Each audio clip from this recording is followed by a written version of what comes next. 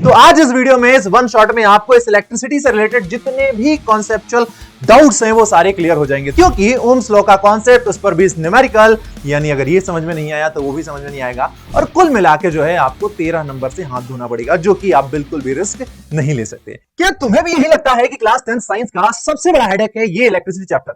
क्योंकि ohms law का concept, उस पर बेस्ड न्यूमेरिकल, रेजिस्टेंस के पैरेलल एंड सीरीज कॉम्बिनेशन का कंफ्यूजन, पावर का concept, joules law of heating and दुनिया भर के न्यूमेरिकल, और ये सब में बच्चा फंस के रह जाता है। पर इस चैप्टर को छोड़ भी नहीं सकते। क्यों? क्योंकि बहुत ज्यादा वेटेज है इस चैप्टर का। इस चैप्टर पर बेस्ड एक और चैप्टर है magnetic effect of electric current, यानी अगर ये समझ में नहीं आया तो वो भी समझ में नहीं आएगा, और कुल मिला के जो है आपको 13 नंबर से हाथ धोना पड़ेगा, जो कि आप बिल्कुल भी रिस्क नहीं ले सकते। तो आज इस वीडियो में इस वन शॉट में आपको इस इलेक्ट्रिसिटी से रिलेटेड जितने भी कॉन्सेप्चुअल डाउट्स हैं वो सारे क्लियर हो जाएंगे। तो चलिए शुरुआत करते हैं फटाफट और डिस्कस करेंगे एकदम स्क्रैच से। सबसे पहले हम बात करते हैं चार्जेस की। चार्ज क्या होता है? तो भाई देखो, सिंपल सी बात है कि इस दुनिया में कोई भी ऑब्जेक्ट जिसके पास मास है और जिसने कुछ स्पेस ऑक्यूपाई कर रखा है उसे आप कहते हैं मैटर। तो जैसे मास मैटर की एक प्रॉपर्टी होती है, सिमिलर वे में जो चार्ज है वो भी क्या होता है? मैटर की एक प्रॉपर्टी होती है। यानी हमें एक चीज पता है कि इस दुनिया में हर एक चीज किससे मिलकर बनी हुई है? एटम से मिलकर बनी हुई है। एंड उस एटम के कुछ फंडामेंटल पार्टिकल्स होते हैं। फटाफट कमेंट करके बताते जाओ, रिवीजन होता जाएगा तुम्हारा भी, क्योंकि अब समय नहीं है। और कुछ उसके फंडामेंटल पार्टिकल्स होते हैं जैसे कि इलेक्ट्रॉन, प्रोटॉन एंड न्यूट्रॉन। तो भाई इनसे मिलकर बना होता है एटम, और एटम से मिलकर बनी है इस दुनिया की हर एक चीज। अब आपको पता है कि इलेक्ट्रॉन, प्रोटॉन एंड न्यूट्रॉन पर कुछ चार्जेस होते हैं। क्या चार्ज होता है? फटाफट बताना जरा भैया। इलेक्ट्रॉन पर होता है सर नेगेटिव चार्ज, प्रोटॉन पर होता है पॉजिटिव चार्ज, और न्यूट्रॉन जो है वो होता है न्यूट्रल। तो हर एक मैटर किससे मिलकर बना है? एटम से। उस एटम के अंदर ये फंडामेंटल पार्टिकल्स है और उन पार्टिकल्स पर कुछ चार्जेस होते हैं, यानी उस मैटर के अंदर चार्ज ऑलरेडी इनबिल्ड होता है, यानी charge is also a property of matter. और जैसे मास की वजह से, जैसे एक सिंपल सा आपको एग्जांपल समझाता हूं कि ये देखो भाई, ये रहा आपका मैटर। इसकी दो क्या होती हैं? प्रॉपर्टीज होती हैं। एक होता है आपका मास एंड दूसरा होता है चार्ज। अब तुमने क्लास 9th में एक चैप्टर पढ़ा है ग्रेविटेशन, जहां पर आपने देखा होगा कि दो ऑब्जेक्ट जिनके मास होते हैं वो एक दूसरे को अट्रैक्ट करते हैं। तो ड्यू टू दिस मास जो ऑब्जेक्ट है वो ग्रेविटेशनल फोर्स एक्सपीरियंस करता है। Due to this mass object gravitational force experience करता है।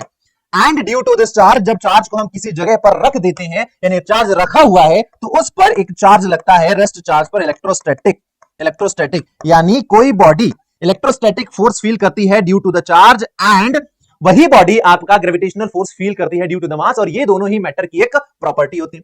तो भाई ये चार्ज के बारे में हम डिस्कशन करने वाले हैं। क्या होता है? It is a property of matter to attract और रिपेल अदर मटेरियल्स। आपने कई बार देखा होगा कि कुछ ऑब्जेक्ट एक दूसरे को अट्रैक्ट कर रहे हैं, कुछ ऑब्जेक्ट एक दूसरे को रिपेल कर रहे हैं। जैसे एक सिंपल सा एग्जांपल जो कि आपको बताया जाता है बार बार कि भाई एक बलून फुलाओ या फिर इस पेन को लो, अपने बालों में रब करो और पेपर के टुकड़ों के पास लेके जाओ, तो ये पेन या वो बलून उन पेपर के टुकड़ों को अपनी तरफ अट्रैक्ट करता है। ऐसा क्यों हो रहा है? क्योंकि जब हमने रब किया तो रब करने की वजह से चार्ज आ गया। ये न्यूट्रल बॉडी था, इस पर चार्ज आ गया। कैसे आता है अभी हम डिस्कस करेंगे। और उस चार्ज की वजह से इस पेपर पर क्या लग रहा है? एक फोर्स, और वो अट्रैक्ट हो रहा है। अब ये तो होगी सिंपल सी बात इलेक्ट्रिक चार्ज की। अगर हम चार्ज की बात करें तो उसको हम कैसे रिप्रेजेंट करते हैं? तो इलेक्ट्रिक चार्ज को हम रिप्रेजेंट करते हैं Q से। इलेक्ट्रिक चार्ज को रिप्रेजेंट किया जाता है Q से। इसकी जो SI यूनिट होती है मेरे दोस्त, वो क्या होती है? वो होती है कूलाम। कूलाम होती है, जिसको हम C से रिप्रेजेंट करते हैं। कूलाम जिसको हम C से रिप्रेजेंट करते हैं, राइट। आपको पता है दो टाइप के चार्जेस होते हैं। There are two type of charges, और वो कौन कौन से होते हैं? तो एक होता है पॉजिटिव चार्ज, दूसरा होता है negative charge. And you know कि जो आपके सेम चार्जेस होते हैं वो एक दूसरे को क्या करते हैं? रिपेल करते हैं। वहीं पर जो अपोजिट चार्जेस हैं वो एक दूसरे को अट्रैक्ट करते हैं। यानी एक नेगेटिव और एक पॉजिटिव क्या करेगा? एक दूसरे को अट्रैक्ट। दो नेगेटिव और दो पॉजिटिव एक दूसरे को क्या करेंगे? रिपेल करेंगे। Same charge repel each other while opposite charges attract each other. अब कोई बॉडी कैसे चार्ज बॉडी होती है ये जरा देख लेते हैं, अगर आपको कंफ्यूजन हो तो। चलिए समझते हैं आराम से, कोई जल्दी नहीं है, इत्मीनान से। ये भैया ये देखो, एक हमारा ये है एक सोडियम का एटम। सोडियम का एटम है। ये क्या है आप बताओ? सोडियम का एटम है। सोडियम के एटम के अंदर क्या होंगे? ये इसको क्या बोलते हैं? शेल बोलते हैं ना, शेल। याद आ रहा है कुछ थोड़ा बहुत केमिस्ट्री जो तुमने पढ़ा होगा बचपन में, या फिर अभी भी पढ़ रहे हो? और ये सेंटर में जो चीज होती है इसको क्या बोलते हैं? इसको बोलते हैं न्यूक्लियस। और न्यूक्लियस के अंदर क्या होता है मेरे दोस्त? तो इस न्यूक्लियस के अंदर तुमको मिलेगा P+N, यानी प्रोटॉन एंड न्यूट्रॉन। अब हम क्या कर रहे हैं? सोडियम हमने एटम लिया है, सोडियम Na11, Na11 जिसको हम कहते हैं सोडियम। यहां पर अगर मैं इसका इलेक्ट्रॉनिक कॉन्फ़िगरेशन करूं, जी बिल्कुल डरो मत, बिल्कुल डरो मत, ये आपकी बिल्कुल फिजिक्स की क्लास है, बस थोड़ा सा आपको मैं हल्का सा डिटेल बता रहा हूं कि कैसे किसी बॉडी पर चार्ज आता है। ओके, तो भाई अगर मैं इसका इलेक्ट्रॉनिक कॉन्फ़िगरेशन करूं तो इसमें अगर मैं फिल करता हूं इलेक्ट्रॉन्स, तो वो कुछ इस प्रकार से फिल होंगे, राइट।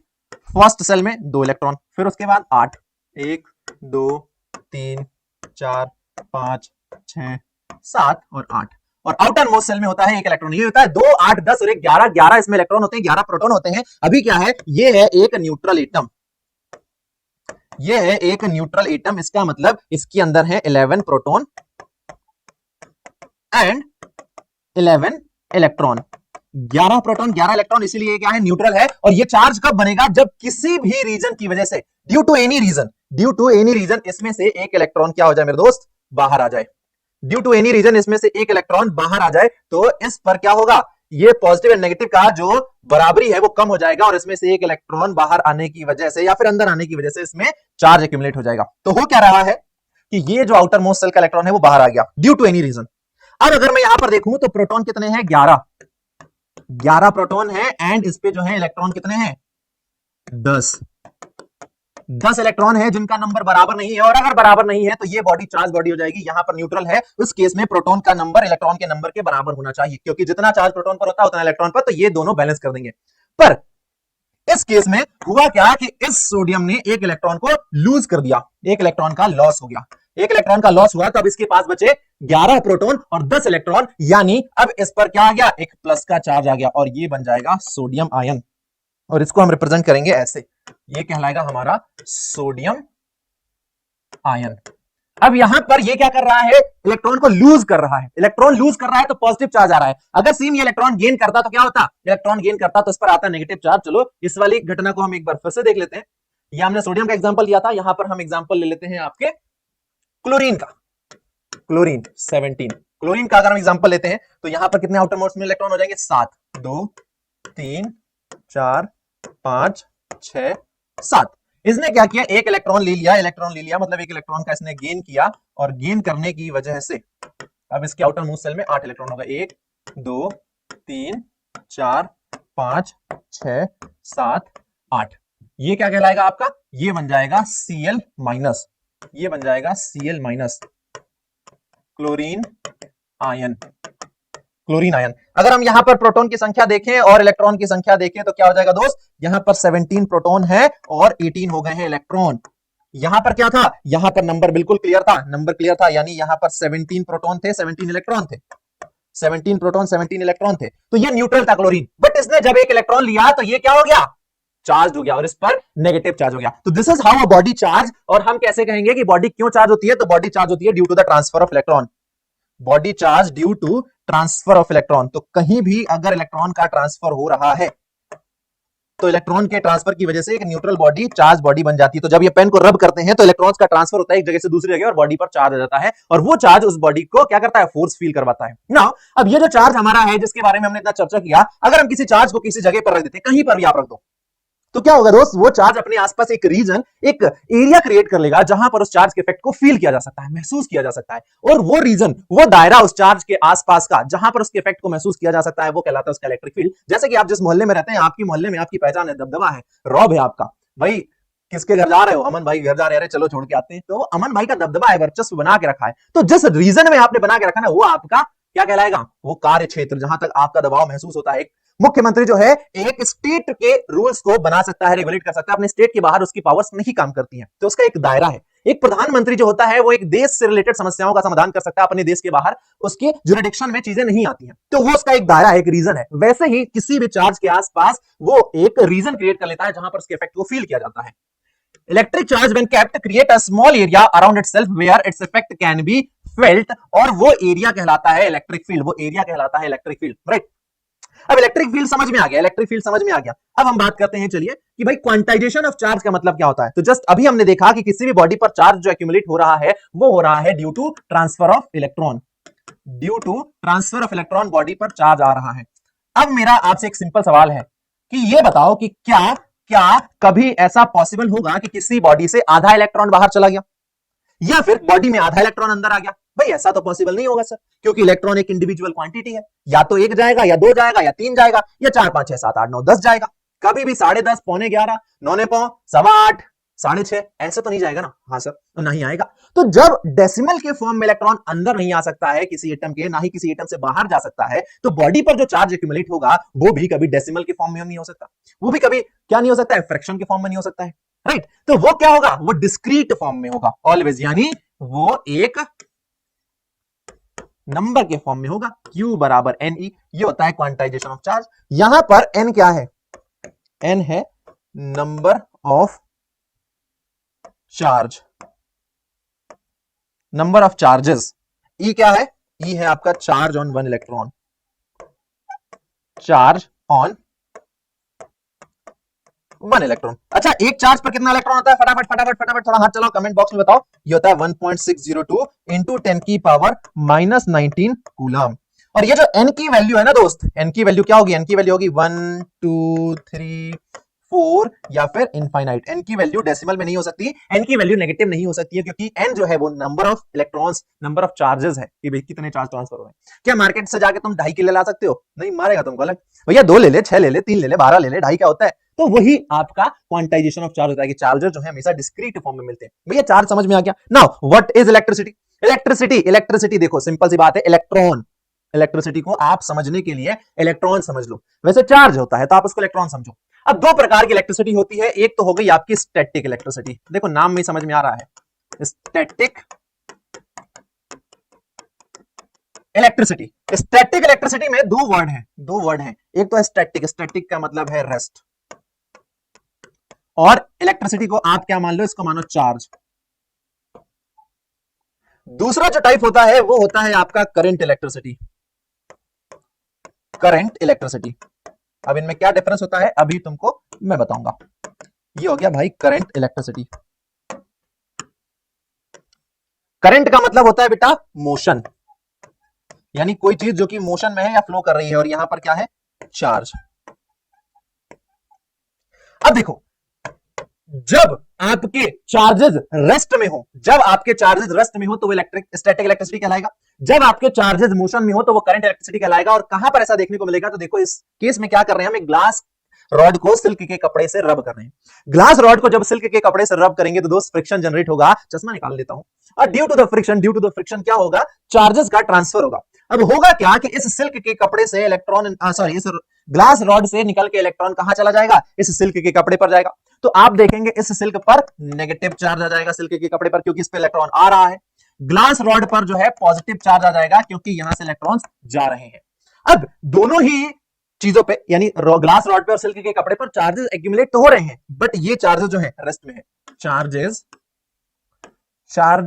आर इन रेस्ट, यानी ये मूव नहीं कर रहे हैं। चार्ज एक्यूमुलेट हुआ और वो चार्ज रुका हुआ है, वो रेस्ट पर है, वो मूव नहीं कर रहा है। तो इस टाइप की इलेक्ट्रिसिटी को हम कहते हैं स्टैटिक इलेक्ट्रिसिटी। कभी आपने देखा होगा कि आप कुर्सी पर बैठे, सोफा पर बैठे अपनी बॉडी को रब कर रहे हैं, आपकी बॉडी में चार्ज एक्यूमुलेट हो गया है, अब वो चार्ज फ्लो नहीं हो रहा है, वो स्टैटिक करंट है, स्टैटिक इलेक्ट्रिसिटी है जो कि आपकी बॉडी पर इकट्ठा हो गया है। जैसे ही आप किसी मेटेलिक ऑब्जेक्ट को या फिर किसी दूसरे इंसान को छूते हैं, वो फटाक से चार्ज फ्लो करता है और आपको एक झटका लगता है। ये फील किया है? फील किया है तो कमेंट में हाँ लिखो, नहीं फील किया तो फील करना, ठीक है। तो ये स्टैटिक इलेक्ट्रिसिटी होता है कि चार्ज एक्यूमुलेट हो रहा है बट वो रेस्ट पर है, मोशन नहीं कर रहा है। वही स्टैटिक इलेक्ट्रिसिटी समझ में आ गया। अब बात करते हैं करंट। करंट का मतलब है जब आपके चार्जेस मोशन में आ जाए। अब यहां पर देखो डिटेल में, तुमको एक बैटरी दिख रही है भाई, ये बैटरी में क्या है, बहुत सारी एनर्जी।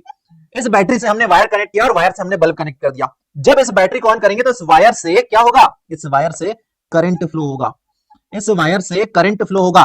करंट फ्लो होते हुए बल्ब तक जाएगा और बल्ब ग्लो करेगा। कौन सा current? Electric current. Electric current flow होगा और इलेक्ट्रिक करंट के फ्लो होने की वजह से ये बल्ब ग्लो करेगा। अब देखो यहां पर एक वर्ड आता है इलेक्ट्रिक करंट, इसको डिकोड करेंगे, ये क्या होता है इलेक्ट्रिक करंट। अब देखो अभी तुमको बताया मैंने, इलेक्ट्रिक का मतलब हो गया भैया चार्ज आपका, और करंट का मतलब है मोशन। यानी जब आप इस वायर को बैटरी से कनेक्ट करेंगे तो इस वायर के अंदर चार्जेस फ्लो करेंगे, चार्जेस मोशन करेंगे, इस वायर के अंदर चार्जेस मोशन करेंगे, और जब वो चार्ज मूव कर रहा है तो वो अपने साथ कुछ लेकर जाएगा, बल्ब को देगा जिससे बल्ब ग्लो करेगा। एक सिंपल से एग्जांपल से इसको समझ लेते हैं, अगर आपको नहीं समझ में आया अभी भी तो भैया ये देखो, तुमको पढ़ते पढ़ते लग गई है भूख, तुमने उठाया जोमेटो, टक टक टक टक टक, ये ऑर्डर कर दिया पिज्जा। अच्छा पिज्जा फोन पे ऑर्डर नहीं होता, ऐसे ही होता है। पिज्जा ऑर्डर कर दिया, तुमने रिक्वायरमेंट जनरेट की, वहां पर फुलफिल करने के लिए कौन है, फुलफिल करने के लिए एक रेस्टोरेंट है। बल्ब रिक्वायरमेंट जनरेट करता है कि मुझे जलाओ, इसको फुलफिल करने के लिए कौन है, बैटरी है। अब तुमने पिज्जा मंगाया रेस्टोरेंट से, तो रेस्टोरेंट से पिज्जा अपने आप तो आएगा नहीं, वहां एक डिलीवरी एजेंट होगा, एक डिलीवरी बॉय होगा जो कि पिज्जा को कलेक्ट करेगा, आएगा दुन दुन दुन दुन दुन दुन दुन, तुमको पिज्जा देगा और वापस दुन दुन दुन दुन दुन दुन दुन दुन वापस रेस्टोरेंट चला जाएगा। ऐसा ही होता है ना कि भाई ऐसा तो नहीं होता कि डिलीवरी बॉय आया पिज्जा देके तुम्हारे घर में एक रूम लेके रहने लगा, नहीं, वो उसका काम होता है सिर्फ डिलीवरी का। वो आता है, तुमको पिज्जा डिलीवर करेगा, वापस चला जाएगा, बदले में वो कुछ पैसे लेगा। तो यहां पर इलेक्ट्रॉन्स होते हैं, फ्री इलेक्ट्रॉन्स जिनको बोलते हैं, वो इस बैटरी से एनर्जी लेंगे, दुन दुन दुन दुन दौड़ के जाएंगे, इस बल्ब को एनर्जी देंगे और वापस दुन दुन दुन दुन दौड़ के वापस यहां आ जाएंगे। ठीक है, तो इस प्रकार से इलेक्ट्रिसिटी फ्लो हो रही है। तो डिलीवरी बॉय का मोशन, यहां पर चार्जेस का मोशन, वो कहलाता है करंट इलेक्ट्रिसिटी। ठीक है, और इलेक्ट्रिक करंट का मतलब है मोशन ऑफ चार्जेस। चलो देख लेते हैं भैया डिटेल में क्या डेफिनेशन होती है, मैडम पूछेंगी तो। Electric current is the amount of charge flowing through a particular cross section area in unit time. हमने किसी भी वायर का एक पर्टिकुलर क्रॉस सेक्शन एरिया ले लिया, अब हम देख रहे हैं कि उस क्रॉस सेक्शन एरिया से एक सेकंड में या एक मिनट में कितना अमाउंट ऑफ चार्ज फ्लो हो रहा है, उसी अमाउंट ऑफ चार्ज को, उसी चार्ज के नंबर को हम क्या कहते हैं, इलेक्ट्रिक करंट कहते हैं। Amount of charge divided by time, amount of charge divided by time बराबर क्या होता है, इलेक्ट्रिक करंट। इलेक्ट्रिक करंट, या फिर इसी फॉर्मूले को हम लिख सकते हैं I बराबर Q अपॉन T, लिख सकते हैं। चूंकि आपको एक और चीज पता है, Q बराबर क्या होता है, Q बराबर होता है NE प्लस माइनस, Q बराबर होता है प्लस माइनस NE। तो ये आपका फॉर्मूला एक और बन जाएगा, I बराबर NE अपॉन T। यहां पर N है नंबर ऑफ चार्ज, E है चार्ज, T है टाइम। यहां से अगर हम यूनिट की बात करें, इलेक्ट्रिक करंट की यूनिट की बात करें, तो यूनिट क्या हो जाएगा, ऐसा यूनिट हो जाएगा एम्पियर। एम्पियर, ठीक है, और एम्पियर यानी 1 एम्पियर बराबर कितना हो जाएगा, 1 charge unit coulomb upon second, यानी 1 एम्पियर बराबर होता है 1 कूलाम पर सेकंड। यहां से हमने यूनिट निकाली, 1 एम्पियर बराबर 1 कूलाम पर सेकंड। ये हो गया भाई आपका इलेक्ट्रिक करंट। इलेक्ट्रिक करंट क्या है, कितना चार्ज फ्लो रहा है। मैं बोल रहा हूं कि भाई एक इस क्रॉस सेक्शन एरिया से एक सेकंड में 10,000 चार्जेस फ्लो हो रहे हैं, तो बस वही हो जाएगा, 10,000 चार्ज आपके हो गए, और उसमें हमने एक चार्ज पर कितना आपका एक इलेक्ट्रॉन पर कितना चार्ज है उससे मल्टीप्लाई किया, 10,000 का टाइम से डिवाइड कर दिया, ये आ गया हमारा आपका करंट। ठीक है सर, करंट आ गया। अब सवाल ये आता है कि क्या जो चार्जेस हैं वो अपने आप मूव करेंगे, क्या डिलीवरी बॉय जो है अपने आप आपके घर पर आएगा, नहीं, डिलीवरी बॉय जो है आपके घर पर ऐसे तो नहीं आएगा। डिलीवरी बॉय कब आएगा, वो तभी आएगा जब मिलेंगे उसको पैसे, है ना, फ्री में तो नहीं आएगा। तो वैसे ही ये जो इलेक्ट्रॉन है वो अपने आप क्यों जाएगा, अरे भाई यहां पर ये इलेक्ट्रॉन क्यों यहां पर एनर्जी लेके बल्ब के पास जाएगा, इसको आपको पुश करना पड़ेगा, लालच देना पड़ेगा, तभी तो वो जाएगा। तो वो लालच जो है वो कौन देता है, वो लालच आपको जो देता है वो कहलाता है इलेक्ट्रिक पोटेंशियल। अब देखो इलेक्ट्रिक पोटेंशियल क्या करता है, उस इलेक्ट्रॉन को पुश करता है, उसको जबरदस्ती धक्का देता है कि भैया जाओ जाओ यहां पर और काम करो। अब इसको डिफाइन करना है तो हम कहेंगे कि भाई इनफाइनाइट पर हम मान लेते हैं कि बहुत दूर इंफिनिटी पर कोई एक यूनिट पॉजिटिव चार्ज रखा हुआ है, इंफिनिटी पर कोई एक यूनिट पॉजिटिव चार्ज रखा हुआ है। अब हमें क्या करना है दोस्त, इस यूनिट पॉजिटिव चार्ज को इनफाइनाइट से उठा के लेकर आना है इलेक्ट्रिक फील्ड में इस जगह पर। इलेक्ट्रिक फील्ड क्या होता है, इलेक्ट्रिक फील्ड यानी किसी भी चार्ज के आसपास का वो एरिया जहां पर उसके इफेक्ट को फील किया जा सकता है। तो भाई हम क्या कर रहे हैं, इस चार्ज को पकड़ते हैं और इस चार्ज को पकड़ के हमको लेके आना है इस पॉइंट ए तक, पॉइंट ए तक लाना है। अब अपने आप चार्ज यहां पर पॉइंट ए पर तो आएगा नहीं दोस्त, क्यों, क्योंकि तुमने पढ़ा है किसी ऑब्जेक्ट को रेस्ट से मोशन में लाना है तो फोर्स तो लगाना पड़ेगा लाला। अरे तुमने लगाया फोर्स, ये देखो तुमने लगाया इस चार्ज पर एक फोर्स, अब जिस डायरेक्शन में तुम फोर्स लगा रहे हो उसी डायरेक्शन में इसका डिस्प्लेसमेंट भी हो रहा है ना। तो तुमने फोर्स लगाया जिसकी वजह से इसमें डिस्प्लेसमेंट हुआ और ये डिस्प्लेस होकर यहां इनफाइनाइट से इस पॉइंट पर आ गया।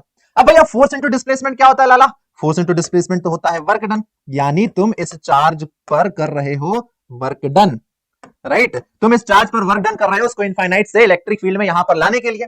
अच्छा, और हमने पढ़ा है वर्क एनर्जी थ्योरम से कि जो वर्क डन है वो तो एनर्जी के इक्विवेलेंट होता है, यानी एनर्जी होता है कैपेसिटी ऑफ डूइंग वर्क। अगर तुम्हारे पास एनर्जी नहीं होगी तो तुम काम नहीं करोगे, तुम्हारे पास जो एनर्जी थी तुमने उससे काम किया, कैसा काम, इस चार्ज पर फोर्स लगाया जिसकी वजह से इसमें डिस्प्लेसमेंट हुआ, ये पॉइंट ए पर आ गया। तो ये जो आपने काम किया है, जो आपने एनर्जी दी है इस चार्ज को इनफाइनाइट से इलेक्ट्रिक फील्ड में किसी पॉइंट पर आने के लिए, वही एनर्जी आपका कहलाता है इलेक्ट्रिक पोटेंशियल, वही एनर्जी कहलाता है इलेक्ट्रिक पोटेंशियल, थोड़ा सा चेंज के साथ। क्या होता है, the work done in carrying a unit positive charge from infinite to a point in electric field is known as electric potential। Electric potential जो कि होता है इलेक्ट्रिक पोटेंशियल बराबर work done upon charge, work done upon charge, ठीक है। आप क्या कहेंगे, आप लिखेंगे V बराबर W अपॉन क्यू। V बराबर W अपॉन क्यू। यहां से हम इलेक्ट्रिक पोटेंशियल यूनिट निकाल सकते हैं। इलेक्ट्रिक पोटेंशियल की अगर हम यूनिट निकालते हैं तो वो क्या आएगी, वो होती है वोल्ट, और इस फॉर्मूले से आ जाएगा 1 वोल्ट बराबर 1 जूल पर कूलाम। 1 वोल्ट बराबर क्या हो जाएगा, 1 जूल पर कूलाम। वर्क डन की यूनिट जूल और चार्ज की यूनिट कूलाम, तो 1 वोल्ट बराबर 1 जूल पर कूलाम। अच्छा, डेफिनेशन क्या लिखी हुई है, तो ये लिखा है कि electric potential is the work done in moving a unit positive charge from infinite to a certain point in electric field. Infinite से इलेक्ट्रिक फील्ड में किसी पॉइंट पर लाने के लिए जो काम कर रहे हैं हम, वही काम एनर्जी होगी, और एनर्जी क्या है, इलेक्ट्रिक पोटेंशियल। समझ में आया? तो चार्ज अपने आप मूव नहीं करेगा दोस्त, उसको मूव करवाना पड़ेगा। Now flow of electric current, electric current कैसे फ्लो होता है, एक वायर में इलेक्ट्रिक करंट कैसे फ्लो होता है, तो इसको समझने के लिए थोड़ा सा जो है ना, मैं आप लोगों की हेल्प कर देता हूं एनिमेशन के थ्रू, ताकि आपको यहां पे समझ में आ जाए वो फंडा। चलो भैया, ये देखो, यहां पर क्या है, एक वायर है, एक कंडक्टर आपने ले लिया, ठीक है। मैं इस तरफ आ जाता हूं ताकि आपको क्लियर दिखे। अब इस कंडक्टर में जरा देखना ध्यान से, ये क्या है, एटम्स है, एटम्स है, और एटम्स में यहां पर कुछ आपको दिखाई दे रहे हैं फ्री इलेक्ट्रॉन्स। अब अगर आप देखो तो यहां पर जो एटम और फ्री इलेक्ट्रॉन है, ब्लू और ब्लैक, ये रैंडम मोशन कर रहे हैं, यानी एक दूसरे से टकरा रहे हैं, रैंडम मोशन कर रहे हैं, और एक दूसरे के कारण जो नेट इफेक्ट प्रोड्यूस हो रहा है उसको कैंसिल कर दे रहे हैं, कैंसिल कर दे रहे हैं, यानी इधर उधर रैंडम मोशन कर रहे हैं, तो किसी एक पर्टिकुलर डायरेक्शन में मोशन नहीं कर रहे हैं, इसलिए कोई भी नेट इफेक्ट प्रोड्यूस नहीं हो पा रहा है, कोई भी नेट इफेक्ट प्रोड्यूस नहीं हो पा रहा है। बोले तो ऐसा सिंपल सा है, रैंडम मोशन का मतलब यह है कि तुम नानी के यहाँ गए, तुमको नानी ने 200 दिया, मम्मी ने तुमसे 200 ले लिया, मामा ने तुमको 300 दिया, मम्मी ने तुमसे 300 ले लिया, मामी ने तुमको 400 दिया, मम्मी ने तुमसे 400 ले लिया, यानी जितना तुम्हारे पास आ रहा है उतना चला भी जा रहा है, तुम्हारे पास क्या बचा, कुछ नहीं बचा, रैंडम। भाई आ रहा है जा रहा है, आ रहा है जा रहा है, तो एक दूसरे को कैंसिल आउट कर देना है, जितना भी पैसा आ रहा है उतना चला जा रहा है, तो कैंसिल आउट, तो आपके पास नेट जीरो, तो वही रैंडम मोशन होता है। तो क्या हो रहा है कि यहां पर रैंडम मोशन की वजह से कोई भी इलेक्ट्रिक करंट नहीं हो रहा है, पर जैसे ही मैं इस कंडक्टर के अक्रॉस एक एनर्जी सोर्स यानी एक बैटरी लगाता हूं, तो अब इस केस में देखना क्या होगा, जब आपने बैटरी लगाया तो आपको पता है कि भैया इसमें होगा एक पॉजिटिव टर्मिनल, एक होगा नेगेटिव। अगर ये वाला नेगेटिव टर्मिनल है तो इस वायर से जुड़ा कंडक्टर का ये वाला एंड भी नेगेटिव हो जाएगा, राइट। अगर ये आपके सेल का नेगेटिव टर्मिनल है, अभी एक सिंगल है तो सेल है, मल्टीपल हो जाएगा तो बैटरी हो जाता है, कॉम्बिनेशन ऑफ सेल, ये आपका क्या है, नेगेटिव टर्मिनल, और इससे जुड़ा कंडक्टर का ये वाला एंड नेगेटिव हो जाएगा। ये पॉजिटिव है और इस वायर से जुड़ा कंडक्टर का ये वाला एंड पॉजिटिव हो जाएगा, और आपको पता है कि पॉजिटिव चार्ज नेगेटिव चार्ज क्या करते हैं, एक दूसरे को अट्रैक्ट, पॉजिटिव पॉजिटिव रिपेल करते हैं, नेगेटिव नेगेटिव रिपेल करते हैं। अब यहां पर जो चीज मूव कर सकती है that is your free electron. अच्छा, फ्री इलेक्ट्रॉन आपको बताया था कि नहीं बताया था, बता देता हूं। कंडक्टर पता ही होता है आपको, इंसुलेटर पता ही है आपको, नहीं पता तो भी बता देंगे। तो फ्री इलेक्ट्रॉन मतलब जो कि फ्री टू मूव है, जो अपने साथ एनर्जी कैरी कर सकते हैं, यानी जो डिलीवरी बॉय का काम करते हैं। अब यहां पर जब नेगेटिव चार्ज आएगा तो इलेक्ट्रॉन को ये क्या करेगा, धक्का देगा, क्योंकि same charges repel each other. तो ये कंडक्टर का नेगेटिव टर्मिनल इलेक्ट्रॉन को यहां से धक्का देगा, यानी पुश लगाएगा। ये पॉजिटिव टर्मिनल इलेक्ट्रॉन्स को अपनी तरफ खींचेगा, क्योंकि opposite charges attract each other. तो इलेक्ट्रॉन पर इधर की तरफ पुल लगेगा, इधर से पुश लगेगा, यानी इधर से धक्का दिया जा रहा है इलेक्ट्रॉन्स को और इधर से खींचा जा रहा है। तो सारे इलेक्ट्रॉन्स क्या होंगे, अब एक सेम मोशन में स्टार्ट हो जाएंगे, यानी एक सिंगल लाइन में मोशन करने लगेंगे। देखो यहां से इलेक्ट्रॉन्स को धक्का दिया जा रहा है और इलेक्ट्रॉन्स को यहां खींचा जा रहा है। तो अब देखो, अब सारे इलेक्ट्रॉन क्या हो रहे हैं, अब रैंडम मोशन नहीं कर रहे हैं, बल्कि एक पर्टिकुलर डायरेक्शन में मोशन कर रहे हैं। यानी अब आपको सिर्फ पैसा मिले जा रहा है, जा नहीं रहा है। तो अब आपके पास क्या होगा, पैसा बढ़ता जाएगा। तो यहां पर अब हमें इफेक्ट देखने को मिलेगा, यानी करंट भैया अब फ्लो होता जाएगा। तो electrons move with a certain drift, है ना, कुछ वेलोसिटी होती है, अब उसकी नीड अभी फिलहाल आपको है नहीं। तो कुछ इस प्रकार से जो है करंट फ्लो होता है। और इलेक्ट्रॉन कहां से कहां फ्लो हो रहा है, तो इलेक्ट्रॉन फ्लो हो रहा है आपका positive to negative, right, sorry negative to positive. Electrons का फ्लो कहां से हो रहा है, नेगेटिव टू पॉजिटिव, क्योंकि नेगेटिव इसको पुश कर रहा है और पॉजिटिव पुल कर रहा है। और कन्वेंशनल करंट की डायरेक्शन होती है पॉजिटिव टू नेगेटिव, जो कि इलेक्ट्रॉन के मोशन के अपोजिट डायरेक्शन में है। यानी इलेक्ट्रॉन आपका फ्लो कर रहा है नेगेटिव टर्मिनल टू पॉजिटिव और करंट फ्लो हो रहा है पॉजिटिव टर्मिनल टू नेगेटिव। समझ में आया? तो जब ये रैंडम मोशन हो रहा था, रैंडम मोशन हो रहा था, तो no net effect, no net effect produced, कोई भी नेट इफेक्ट प्रोड्यूस नहीं हो रहा था। बट जब आपने एनर्जी सोर्स लगाया तो नेट इफेक्ट प्रोड्यूस हुआ और यहां पर क्या हो गया, करंट स्टार्ट फ्लोइंग। कौन सा, इलेक्ट्रिक करंट, यानी चार्जेस जो है अब आपका फ्लो करना स्टार्ट कर गए एक लाइन में। Electric current start, electric current start flowing, right. Electrons कहां से कहां मूव होंगे, तो नेगेटिव टू पॉजिटिव, और करंट फ्लो होगा पॉजिटिव टू नेगेटिव। समझ में आ गया इलेक्ट्रिक करंट? चलो, अब इलेक्ट्रिक करंट जो है वो हर कहीं तो फ्लो होगा नहीं भाई। आप जो है ऑर्डर कर रहे हैं, तो जो डिलीवरी वाला दोस्त है हमारा, जो डिलीवरी एजेंट है, वो ऐसा तो नहीं कि समंदर में से ऐसे गोते लगा के नदी नालों में से तैरते हुए आपके पास आ रहे हैं, जंगल में से आ रहे हैं, नहीं। उनके लिए एक प्रॉपर रास्ता होगा, एक रोड होगा उस रेस्टोरेंट से आपके घर के लिए। तो उस रास्ते से वो आएंगे, आपको जो है पिज्जा देके वापस चले जाएंगे। अगर रास्ता बीच में कहीं टूटा है, पुलिया कहीं पर टूटी है, तो वो आपके घर तक नहीं पहुंच सकते हैं। सिंपल सा लॉजिकल है। तो वो एक कंप्लीट रास्ता होना चाहिए, तभी क्या हो पाएगा, डिलीवरी हो पाएगी। तो वैसे ही जो करंट है वो तभी फ्लो होगा जब एक प्रॉपर रास्ता हो, क्लोज्ड रास्ता हो, जिसे हम इलेक्ट्रिक सर्किट कहते हैं। तो a continuous conducting path between the terminals of a source of electric energy and other electrical component along which the electric current flow is called electric circuit। यानी जो एनर्जी देने वाला है और जो एनर्जी लेने वाला है, जो एनर्जी देने वाला है और जो एनर्जी लेने वाला है, उसके बीच में एक क्लोज्ड पाथ होना चाहिए, तभी वहां पर इलेक्ट्रिक करंट फ्लो हो पाएगा। और उसी क्लोज्ड पाथ को इलेक्ट्रिक सर्किट कहा जाता है। यानी रेस्टोरेंट और आपके घर के बीच में रास्ता होना चाहिए, है ना, आने का भी जाने का भी, तभी क्या होगा, वो एक कंप्लीट सर्किट बनेगा। Got it? A continuous conducting path between the terminals of a source of electric energy and other electrical component along which the electric current flow is called electric circuit. दो प्रकार के होते हैं electric circuit, एक होता है close electric circuit, दूसरा होता है ओपन इलेक्ट्रिक सर्किट। नाम से समझ में आ रहा है। सबसे पहले डिस्कशन करते हैं ओपन इलेक्ट्रिक सर्किट की। यहां पर अगर देखो तो आप ये क्या है, गैप है, यानी ये जो आपका सर्किट है वो कैसा है, ब्रोकन है, टूटा हुआ है। अगर ब्रिज टूटा हुआ है तो डिलीवरी एजेंट नहीं आ पाएगा। वैसे ही यहां पर अगर सर्किट टूटा है तो करंट फ्लो नहीं हो पाएगा। तो it is a circuit in which electric contact is broken at some point such that no current flow through the components of the circuit. ऐसा सर्किट जहां पर कुछ किसी प्रकार का गैप हो या फिर सर्किट टूटा हो जहां पर करंट फ्लो ना हो पाए, उसको हम कहते हैं ओपन इलेक्ट्रिक सर्किट। चलो आगे बढ़ते हैं, अगले की बात करते हैं भैया। क्लोज का जस्ट सिंपल हो जाएगा कि यहां पर करंट फ्लो पाएगा। देखो क्लोज सर्किट है तो यहां पर करंट इजिली फ्लो पाएगा। तो the circuit in which all the components of the circuit are joined to one another such that the continuous current flow through them। बहुत सिंपल है, हो गया भाई, क्लियर हो गया। नाउ ओम्स लॉ क्या होता है, सबसे इंपॉर्टेंट इस चैप्टर का ओम्स लॉ। अब ओम्स लॉ को डिस्कस करने के लिए फिर से मैं तुमको थोड़ा बहुत एनिमेशन दिखाता हूं और समझाता हूं कि भैया व्हाट इज ओम्स लॉ। चलो आगे बढ़ते हैं, इधर आ जाते हैं, इधर से समझाते हैं। ओम्स लॉ आपको फोकस करना है यहाँ बैटरी पर और बल्ब के ग्लो पर, ठीक है। यहां पर ये बैटरी पर और बल्ब के ग्लो पर फोकस करना है। अभी देखो अभी कितनी, एक बैटरी लगी हुई है। अगर मैं इसको ऑन करता हूं तो क्या होगा, ये देखो मैंने ऑन किया, करंट फ्लो हुआ और बल्ब ग्लो हो गया। यानी जब एक बैटरी लगा है तो बल्ब का ग्लो देखो। अब मैं क्या कर रहा हूं, एक और बैटरी लगा देता हूं, मैं एक और बैटरी लगा देता हूं, यानी एनर्जी सोर्स बढ़ा देता हूं। बोले तो मैं इनपुट बढ़ा देता हूं, मैं इनपुट बढ़ा देता हूं। अब मैंने दो बैटरी लगा दी, दो बैटरी लगाई तो देखो क्या होगा, दो बैटरी लगाने की वजह से आप ग्लो देखना, ये देखो ग्लो बढ़ा। जब हमने दो बैटरी लगाई तो बल्ब अब ज्यादा तेजी से चल रहा है, ग्लो बढ़ गया। एक काम करते हैं हम तीन लगा देते हैं, तीन बैटरी लगाई तो देखना क्या होगा, बल्ब का ग्लो और बढ़ा। हाँ, यानी जैसे जैसे आप एनर्जी देते जाओगे बल्ब का ग्लो बढ़ता जाएगा, जैसे जैसे आप इनपुट दोगे आउटपुट बढ़ता जाएगा। और आउटपुट मतलब क्या, ये बल्ब क्यों ग्लो कर रहा है, क्योंकि अब इसमें ज्यादा करंट फ्लो हो रहा है। जैसे जैसे आप ज्यादा एनर्जी दे रहे हो वैसे वैसे ज्यादा करंट फ्लो हो रहा है।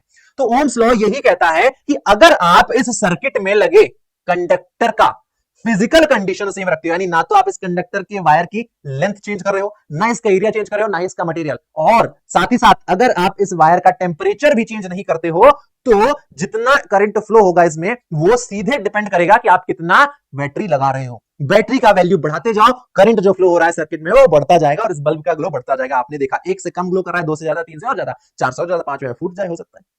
तो जितना आप इनपुट दोगे उतना ही ज्यादा आउटपुट मिलेगा, जितना आप इनपुट दोगे उतना ज्यादा आउटपुट मिलेगा। तो सिंपली ये है कि भाई ये जो करंट फ्लो हो रहा है ये क्या है, ये इलेक्ट्रिक करंट, इलेक्ट्रिक करंट। आप इसको ऐसे समझ सकते हो कि भाई जितना आप मेहनत करोगे, जितना एफर्ट लगाओगे, आपका रिजल्ट उतना बेहतर होगा। जितना आप मेहनत करोगे, जितना आप एफर्ट लगाओगे, आपका रिजल्ट जो है उतना ही बेहतर होगा। अगर आप कम मेहनत करोगे तो आपका रिजल्ट कम आएगा, ज्यादा मेहनत करोगे तो ज्यादा आएगा। तो ये जो इलेक्ट्रिक करंट है ये सीधे सीधे किस पर डिपेंड करता है, इलेक्ट्रिक पोटेंशियल पर। इलेक्ट्रिक पोटेंशियल पर, यानी V is directly proportional to I। आप क्या करो, जो बैटरी लगा रहे हो उसकी वैल्यू बढ़ाते जाओ, करंट की वैल्यू बढ़ती जाएगी, उसकी वैल्यू बढ़ाते जाओ, करंट की वैल्यू बढ़ती जाएगी। इसका डेफिनेशन अगर हम देखें, क्योंकि एग्जाम में हमें डेफिनेशन भी लिखना होता है, तो वो होता है कि Ohm's law states that the current flowing through a metallic conductor is directly proportional to the potential difference across its end provided its physical condition remains the same। now what is the meaning of physical condition? length को same रखो, area of cross section को same रखो, temperature को same रखो, and material को भी आप same रखो। सबसे इंपॉर्टेंट है टेम्परेचर, टेम्परेचर मतलब सारे इंपॉर्टेंट है बट टेम्परेचर का ध्यान रखना है। टेम्परेचर को सेम रखना है क्योंकि टेम्परेचर बढ़ाया तो एक चीज बढ़ जाएगी और करंट फिर और पोटेंशियल के बराबर नहीं रहेगा। तो ये आपको कंडीशन फॉलो करके रखनी है। ठीक है सर, आपने कहा, हमने फॉलो कर लिया। क्या मिला था हमें मिला था V is directly proportional to I। V is directly proportional to I। अब यहां पर हमें भाई प्रोपोर्शनल साइन से बड़ी दिक्कत होती है, तुमको भी होती है गुरु, तो प्रोपोर्शनल साइन हटा के इक्वल टू लगा दो। जब इक्वल टू लगाओगे तो यहां पर क्या आएगा, एक कांस्टेंट आएगा, प्रोपोर्शनल कांस्टेंट आएगा, और इस प्रोपोर्शनल कांस्टेंट को क्या कहते हैं हम, इस प्रोपोर्शनल कांस्टेंट को हम कहते हैं रेजिस्टेंस। इसको हम कहते हैं रेजिस्टेंस, जो कि एक प्रोपोर्शनलिटी कांस्टेंट है।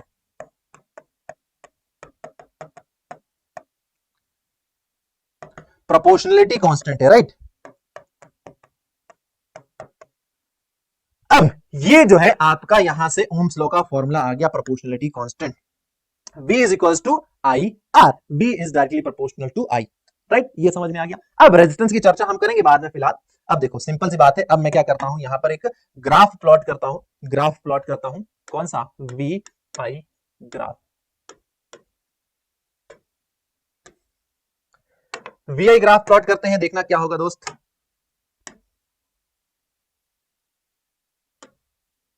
VI ग्राफ हमने यहां पर वर्टिकल एक्सिस पर, हमने वर्टिकल एक्सिस पर क्या लिया है, पोटेंशियल डिफरेंस लिया है, और यहां हमने लिया है इलेक्ट्रिक करंट, यहां हमने लिया है इलेक्ट्रिक करंट,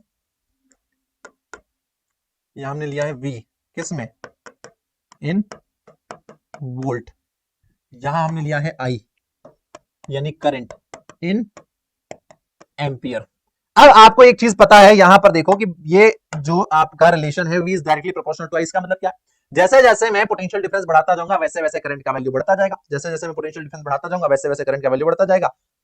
अगर ये दोनों एक दूसरे के डायरेक्टली प्रोपोर्शनल हैं तो जो इनका स्लोप आएगा वो होगा एक स्ट्रेट लाइन, जो स्लोप होगा वो होगा एक स्ट्रेट लाइन। ये क्या कहलाएगा, ये स्लोप कहलाता है, स्लोप जो कि एक स्ट्रेट लाइन है,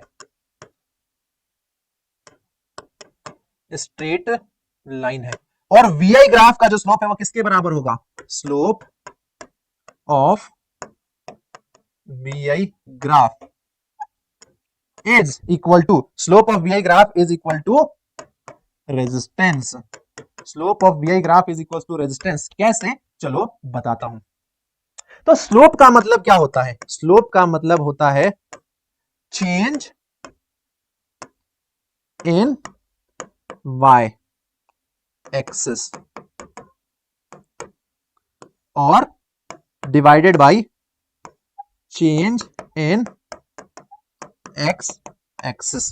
अब देखो जरा ध्यान से, स्लोप भैया Y एक्सिस पर हमने क्या चीज लिया है, Y एक्सिस पर क्या चेंज हो रहा है, तो Y एक्सिस पर हो रहा है आपका पोटेंशियल डिफरेंस चेंज, और X एक्सिस पर क्या चेंज हो रहा है, तो X एक्सिस पर चेंज हो रहा है करंट।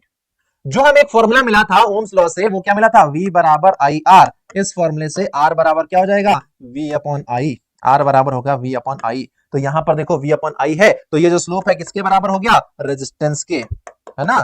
तो slope of VI graph is equals to resistance, slope of VI graph is equals to resistance. समझ में आया। नाउ अब ये जो रेजिस्टेंस है इसकी चर्चा करेंगे, भैया रेजिस्टेंस क्या है, रेजिस्टेंस क्या है, तो चलो रेजिस्टेंस की बात कर लेते हैं यहां पर। तो देखो सिंपल सी बात है, अगर मैं आपसे पूछूं तो आप यही कहोगे कि रेजिस्टेंस जो है एक प्रॉपर्टी होती है किसी कंडक्टर की, किसी मटेरियल की, कि भाई वो कितना अपोज करता है करंट के फ्लो होने में।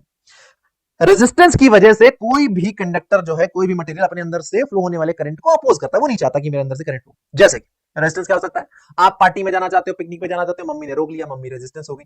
तुम पढ़ाई करना चाहते हो, फोन तुम चलाने लगे, रील चलाने लगे, वो क्या हो गया, रेजिस्टेंस हो गया। तुमको कोई भी काम करने से जो चीज रोके, तुमको कोई भी काम करने से जो चीज रोके वो होता है रेजिस्टेंस। यहां पर करंट को फ्लो होने से जो चीज रोक रही है वो रेजिस्टेंस है, जो कि मटेरियल की एक प्रॉपर्टी होती है। ठीक है सर, ये बात समझ में आ गई। तो चलिए रेजिस्टेंस की थोड़ी सी हम चर्चा कर लें कि भैया रेजिस्टेंस क्या होता है। तो resistance is a property of material which opposes the flow of current. Formula जो आया हमारा रेजिस्टेंस का वो आया V upon I, V upon I। हम इसकी अगर SI यूनिट की बात करें, रेजिस्टेंस की SI यूनिट क्या होती है, रेजिस्टेंस की SI यूनिट, तो रेजिस्टेंस की SI यूनिट होती है ओम, जिसका सिंबल होता है ये। यहां से इस फॉर्मूले से 1 ओम, 1 ओम इज इक्वल टू हो जाएगा 1 वोल्ट पर एम्पियर, 1 वोल्ट पर एम्पियर। ठीक है, ये तो हो गई बात रेजिस्टेंस की। पर ये जो रेजिस्टेंस होता है ये कुछ फैक्टर्स पर डिपेंड करता है। This resistance depend on some factors, जैसे कि कुछ फैक्टर्स पर, factors on which the resistance of a conductor depend. पहला है लेंथ, रेजिस्टेंस जो है लेंथ ऑफ कंडक्टर के डायरेक्टली प्रोपोर्शनल होता है।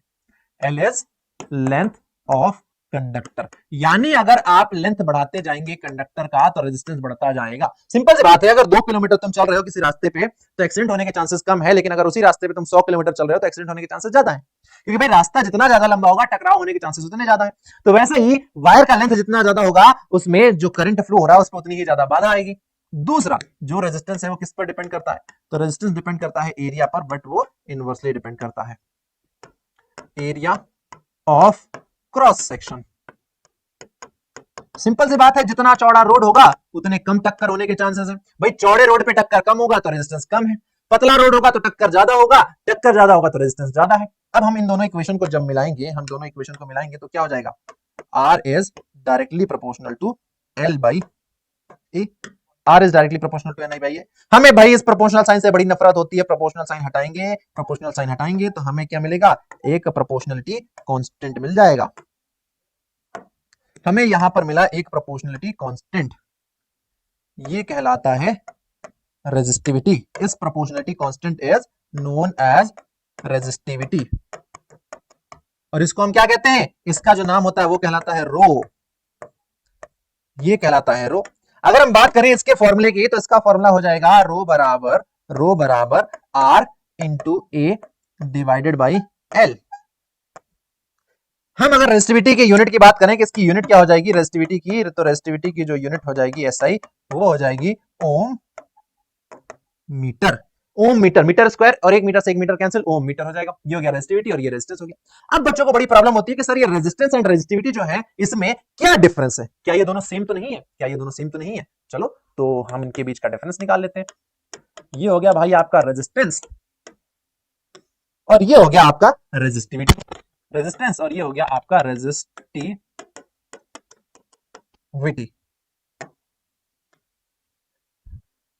रेजिस्टेंस एंड रेजिस्टिविटी में से हम देख लेते हैं। सबसे पहली बात की जो रेजिस्टेंस है उसको हम रिप्रेजेंट करते हैं आर से, रेजिस्टिविटी को हम रिप्रेजेंट करते हैं रो से। हम बात करें तो भाई इसकी जो यूनिट होती है क्या होती है? इसकी यूनिट होती है ओम। इसकी यूनिट क्या होती है दोस्त? तो इसकी यूनिट होती है ओम मीटर। ओम मीटर होती है। हम अगर बात करें यहां पर तो इसका जो डिपेंडेंसी होती है किस पर डिपेंड करता है? रेजिस्टेंस डिपेंड्स ऑन किस पर डिपेंड करता है? लेंथ पर डिपेंड करता है। किसके? कंडक्टर पे, कंडक्टर के। ये डिपेंड करता है उसके एरिया पर डिपेंड करता है। रेजिस्टेंस डिपेंड करता है मटेरियल पर कि मटेरियल कौन सा है, और ये डिपेंड करता है टेम्परेचर पर। ये डिपेंड करता है टेम्परेचर पर कि ये भाई टेम्परेचर कितना है। हम अगर इसकी बात करें तो ये किस पर डिपेंड करता है? डिपेंड्स ऑन, ये डिपेंड करता है मटेरियल को। मटेरियल टू मटेरियल जो रेजिस्टिविटी है उसकी वैल्यू अलग होती है, और ये डिपेंड करता है टेम्परेचर पर। ये मटेरियल पर डिपेंड करता है, ये टेम्परेचर पर डिपेंड करता है। ठीक है, नहीं समझ में आया मुझे पता है अभी भी। चलो एक बढ़िया सा एग्जांपल समझाता हूं रेजिस्टेंस एंड रेजिस्टिविटी। तो हमारे पास दो हमने वायर लिए, ये एक लिया और हमने एक वायर लिया ये।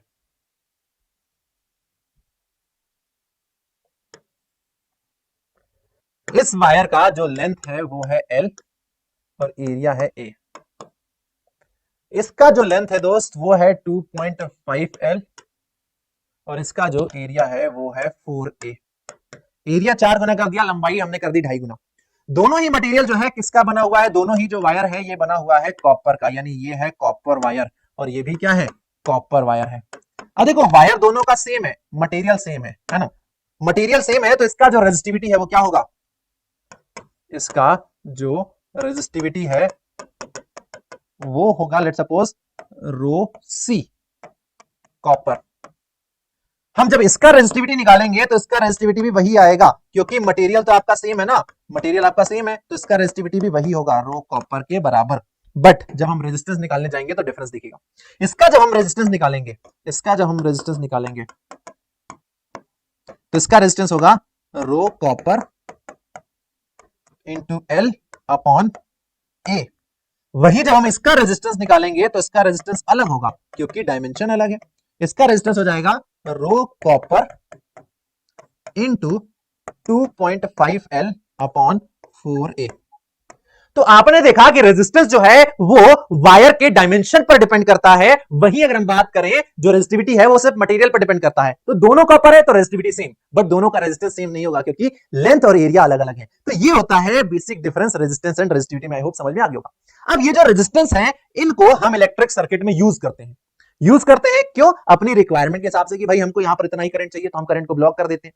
और हर एक मटेरियल का अपना खुद का भी एक इंडिविजुअल प्रॉपर्टी होता है, यानी आप उसमें दो रेजिस्टेंस लगाओ या ना लगाओ उसमें खुद होता ही है, यानी वो अपने अंदर से करंट फ्लो का अपोज करता ही करता है, जैसे इनर्शिया एक प्रॉपर्टी होती थी, आपने पढ़ा होगा। तो रेजिस्टेंस को हम एक सर्किट में दो प्रकार से अरेंज कर सकते हैं। हम रेजिस्टेंस को एक इलेक्ट्रिक सर्किट में दो प्रकार से अरेंज कर सकते हैं। एक होता है सीरीज कॉम्बिनेशन, एक होता है दोस्त सीरीज कॉम्बिनेशन, और दूसरा होता है हमारा पैरेलल कॉम्बिनेशन। दो प्रकार से हम रेजिस्टेंस को एक इलेक्ट्रिक सर्किट में अरेंज कर सकते हैं। अब पहले तो मैं बता दूं कि जो सीरीज होता है, सीरीज कॉम्बिनेशन, इसमें आपका इलेक्ट्रिक करंट जो है, इलेक्ट्रिक करंट जो है ये क्या होता है?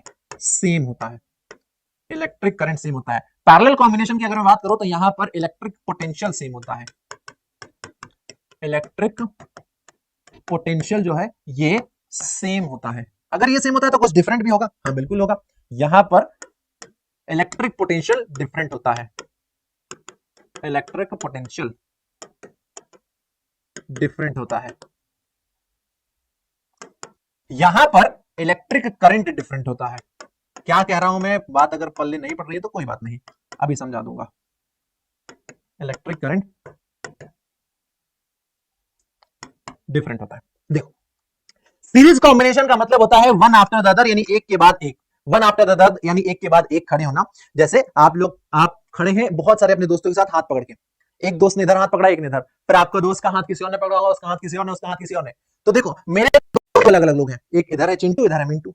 मिंटू के एंड पे मैं हूं और दूसरे एंड पे कालू है। कालू के उस एंड पर कौन है? इस एंड पर तो मिंटू हो गया, और उस एंड पर कौन हो गया? अखिल हो गया। तो क्या हो गया? हर एंड पर आपके अलग अलग लोग हैं, दोनों हाथ पर अलग अलग लोगों से मुलाकात हो रही है। तो वन आफ्टर द अदर, एक के बाद जब एक जुड़ते हैं तो उसे हम सीरीज कहते हैं। जैसे यहां पर देखो, ये R1, फिर उसके बाद R2, फिर उसके बाद R3, यानी एक के बाद एक आते जा रहे हैं, R1 फिर R2 फिर R3। अब अगर यहां पर देखो तो जो आपको रास्ता दिख रहा है वो एक ही है, single path, single path for flow of current, यानी करंट के फ्लो होने के लिए बस एक ही रास्ता दिख रहा है आपको कि यहां से करंट जाएगा, इस रास्ते से फ्लो के वापस आ जाएगा। और इसीलिए सीरीज में जो करंट होता है वो सेम होता है, यानी सब में सेम करंट फ्लो होगा, सब में सेम करंट फ्लो होगा। पर यहां पर करंट अगर सेम है तो इसका रेजिस्टेंस का वैल्यू अलग है, तो यहां पर पोटेंशियल ड्रॉप अलग हो जाएगा, यानी ये अलग एनर्जी यूज करेगा, ये अलग एनर्जी यूज करेगा, ये अलग एनर्जी यूज करेगा। टोटल एनर्जी यहां पर हम सप्लाई कर रहे हैं, टोटल एनर्जी यहां पर सप्लाई कर रहे हैं। इसमें करंट गया, इसका रेजिस्टेंस का कुछ वैल्यू है V बराबर IR से हमने यहां पर पोटेंशियल ड्रॉप कर लिया कि कितना एनर्जी इसने यूज कर लिया, फिर बाकी बची एनर्जी को आगे भेजेगा। इसने यूज कर लिया, फिर बाकी बची एनर्जी को आगे भेजेगा, फिर वो यूज करेगा। पैरेलल कॉम्बिनेशन का मतलब होता है बिटवीन टू कॉमन पॉइंट्स, यानी हम लोगों ने एक दूसरे को, चिंटू ने मेरा हाथ ये वाला पकड़ा, ये वाला हाथ पकड़ा, फिर उसके आगे पिंटू खड़ा है, पिंटू ने उसका हाथ ये पकड़ा, ये पकड़ा, यानी हम दोनों एक कॉमन पॉइंट के बीच में जुड़े हैं। यहां पर देखो R1 ये A पर आके जुड़ रहा है, R2 A पर आके जुड़ रहा है, और R3 भी A पर जुड़ा हुआ है, यानी R1 R2 और R3 का एक एंड A पर है, R1 का दूसरा एंड B पर है, R2 का दूसरा एंड भी B पर है, और R3 का दूसरा एंड भी B पर है। यानी R1 और R2 R3 के एक एंड A पर जुड़े हैं और दूसरा एंड B पर जुड़े हैं, यानी ये दो कॉमन पॉइंट के बीच में जुड़े हुए हैं, और इस टाइप का कॉम्बिनेशन हो तो उसे हम पैरेलल कहते हैं। अब अगर यहां पर देखो कि भाई यहां से जब करंट आता है I, तो इस करंट को यहां पर तीन रास्ते मिल जाएंगे, यहां भी करंट जा सकता है, यहां भी जा सकता है, यहां भी जा सकता है, यानी करंट के पास अब मल्टीपल रास्ते हैं। तो करंट कुछ यहां भी जाएगा, कुछ यहां भी जाएगा, कुछ यहां भी जाएगा, तो करंट डिवाइड हो जाता है पैरेलल में। बट ये तीनों ही रेजिस्टेंस सेम पॉइंट के क्रॉस जुड़े हैं, यानी सबको सेम पोटेंशियल डिफरेंस मिलता है। ओके, ये बात समझ में आ गई पैरेलल की। अब एग्जाम में यही पूछते हैं? नहीं, एग्जाम में डेरिवेशन करवाते हैं, एग्जाम में डेरिवेशन करते हैं कि derive the formula for series combination. भाई सीरीज कॉम्बिनेशन के लिए फॉर्मूला डिराइव कर लीजिए। चलो एक काम करते हैं, सीरीज कॉम्बिनेशन के लिए फॉर्मूला डिराइव करते हैं। कैसे होगा अभी बताता हूं। चलो अब इसको करने के लिए सबसे पहले हमें बनाना पड़ेगा एक इलेक्ट्रिक सर्किट सीरीज में। तो मैं क्या करता हूं, तीन रेजिस्टर्स जो है उनको लेता हूं और सीरीज में जोड़ देता हूं आपस में। ये दो रहा और ये रहा तीसरा, और इनके अक्रॉस हम लगा देते हैं एक बैटरी V वोल्ट का। V वोल्ट का हमने बैटरी लगा दिया, ये देखो प्लस माइनस V वोल्ट का है, यहां से करंट जा रहा है I, ये रेजिस्टेंस है R1, ये रेजिस्टेंस है R2, ये रेजिस्टेंस है R3। अब तुम्हें एक चीज पता है कि इस सीरीज कॉम्बिनेशन में जो करंट है वो सेम होगा, पर जो पोटेंशियल ड्रॉप है वो सबके अक्रॉस अलग अलग होगा। यानी यहां पर मैं एक वोल्ट मीटर लगाऊंगा, यहां पर मैं एक वोल्ट मीटर लगाऊंगा। वोल्ट मीटर कैसे लगता है? पैरेलल में लगता है। एमीटर कैसे लगता है, सीरीज में लगता है। इन इंस्ट्रूमेंट के बारे में मैं बताऊंगा अभी इन इंस्ट्रूमेंट के बारे में बताऊंगा। ये V1, ये V2 और ये V3, यानी इस R1 के अक्रॉस जो पोटेंशियल ड्रॉप हो रहा है वो V1 हो रहा है, R2 के अक्रॉस पोटेंशियल ड्रॉप V2 हो रहा है और R3 के अक्रॉस पोटेंशियल ड्रॉप V3 हो रहा है। टोटल हमने एनर्जी दिया V, यहां पर V1 चला गया, यहां V2 और यहां V3। अब भाई एनर्जी कंजर्वेशन लॉ ये कहता है कि जितना आपने एनर्जी दिया है उतना एनर्जी अंदर यूज होगा, यानी टोटल एनर्जी कंजर्व होगा।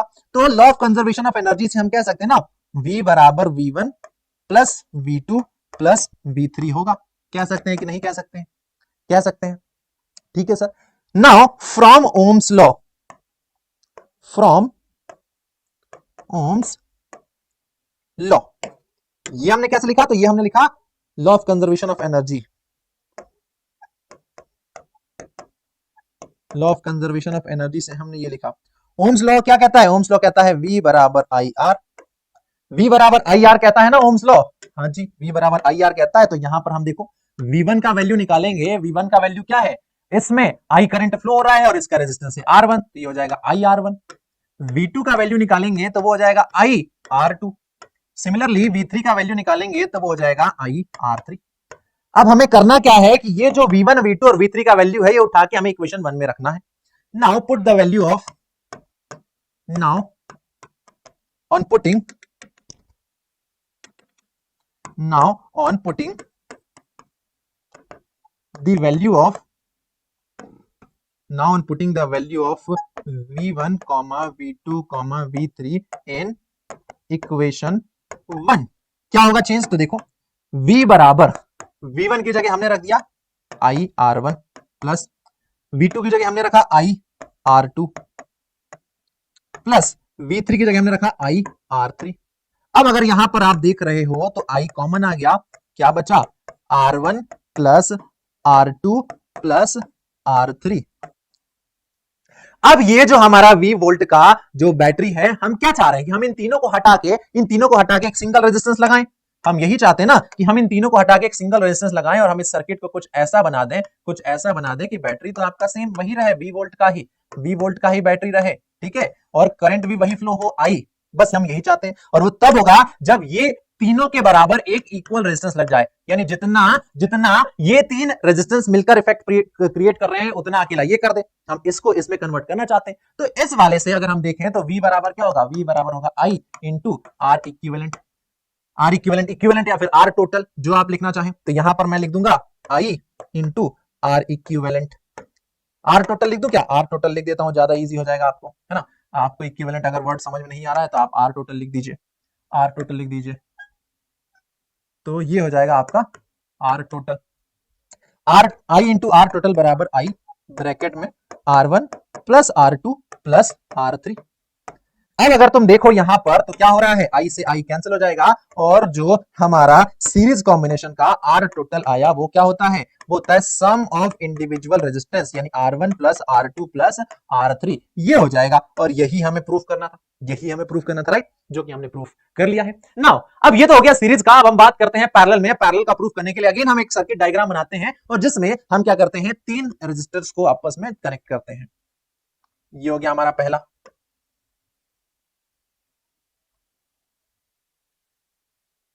ये हो गया दूसरा। ये हो गया हमारा तीसरा। और इन तीनों को हमने एक V वोल्ट की बैटरी से कर दिया है कनेक्ट। ये हो गया प्लस माइनस V वोल्ट। अब आपको एक चीज पता है कि भैया ये R1 है, ये R2 है और ये है R3। ये पॉइंट रहा A, ये पॉइंट रहा B। अब आपको पता है कि R1 AB के क्रॉस जुड़ा है, R2 भी और R3 भी। यानी अगर यहां से करंट I जाएगा तो ये करंट क्या होगा? डिवाइड हो जाएगा। यहां चला जाएगा I1, यहां चला जाएगा I2 और यहां चला जाएगा I3। करंट डिवाइड हो गया, लेकिन सबके अक्रॉस पोटेंशियल डिफरेंस तो सेम है। अब करंट डिवाइड हुआ है यानी law of conservation of charge से चार्जेस तो आपके कंजर्व रहेंगे ना। आप क्या कहेंगे? Law of conservation of charge, from law of conservation of charge. Law of conservation of charge से आप लिख सकते हैं कि जो I है वो I1 plus I2 plus I3 के बराबर होगा। अच्छा ऐसा है क्या? तो अब आप देखो, अब आप ये लिख दो कि भाई from Ohm's law, from Ohm's law, V बराबर आई आर एंड I बराबर V बाई आर, ये होगा। अब अगर ये होगा तो हम क्या कर सकते हैं, यहां पर वैल्यूज निकाल सकते हैं, हम वैल्यूज निकाल सकते हैं। I1 बराबर क्या हो जाएगा, I1 बराबर हो जाएगा V बाई R1, I2 बराबर हो जाएगा V बाई R2, क्योंकि R1 के अक्रॉस पोटेंशियल डिफरेंस उतना ही है जितना बैटरी का सप्लाई है V, R2 के अक्रॉस भी उतना ही है जितना बैटरी का सप्लाई है V, और R3 के अक्रॉस भी वही है, तो I3 बराबर V बाई R3। हम क्या करेंगे, on putting the value of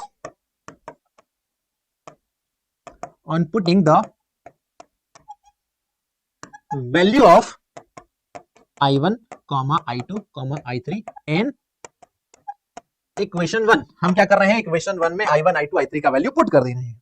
चलो इक्वेशन 1 में वैल्यूज पुट कर देंगे तो I बराबर क्या हो जाएगा, I1 की जगह आ जाएगा V upon R1 plus V upon R2, I2 की जगह, I3 की जगह V upon R3।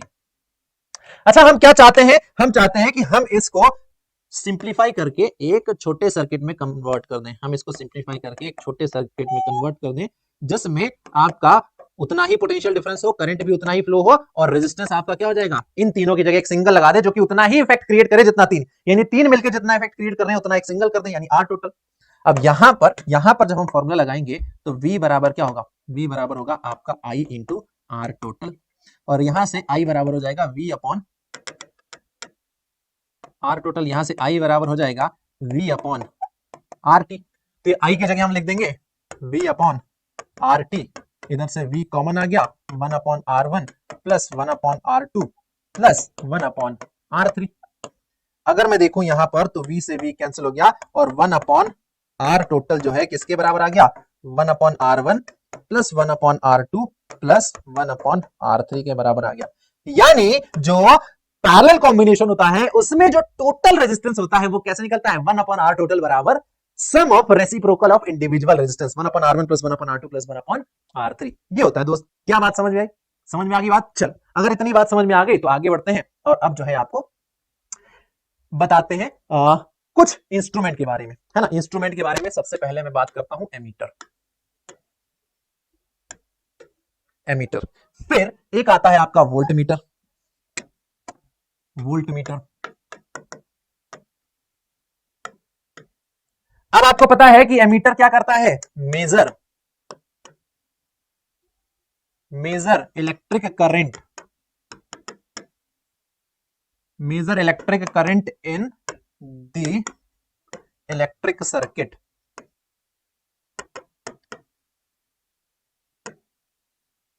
Electric circuit में इलेक्ट्रिक करंट मेजर करता है। दूसरा, एमीटर ऑलवेज कनेक्टेड,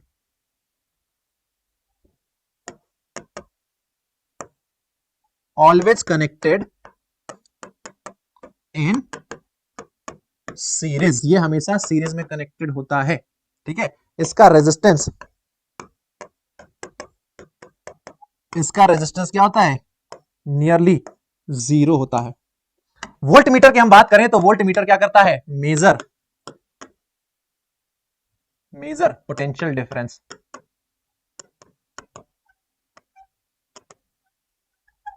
कहां, इलेक्ट्रिक सर्किट में। दूसरा, always connected in parallel, always connected in parallel, और इसका जो रेजिस्टेंस होता है वो लगभग इनफाइनाइट होता है, इसका जो रेजिस्टेंस होता है वो लगभग इनफाइनाइट होता है। ओके, इसके बाद एक और गैल्वेनोमीटर डिवाइस होता है। गैल्वेनोमीटर का काम क्या होता है, फटाफट आप बता दो, वैसे बता दो। अरे प्रेजेंस मेजर करना होता है कि वो बस ये बताता है कि इलेक्ट्रिक सर्किट में करंट फ्लो रहा है कि नहीं, उसमें एक निडल लगा होता है और डिफ्लेक्शन शो करने लगता है अगर करंट फ्लो होता है तो, गैल्वेनोमीटर, ठीक है।